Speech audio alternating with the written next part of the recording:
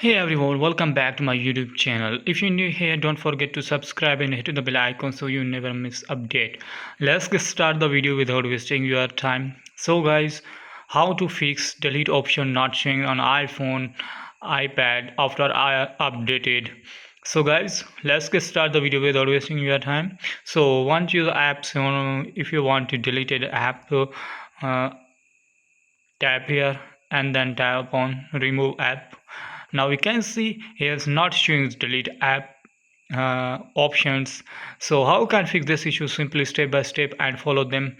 So first of all, open settings on your iPhone and then scroll down and then tap on screen time and then scroll down,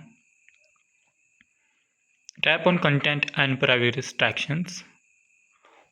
Now tap on app installations and purchases and then scroll down and click here and app purchases allow back and then tap on required password don't require and back and delete apps allow and back.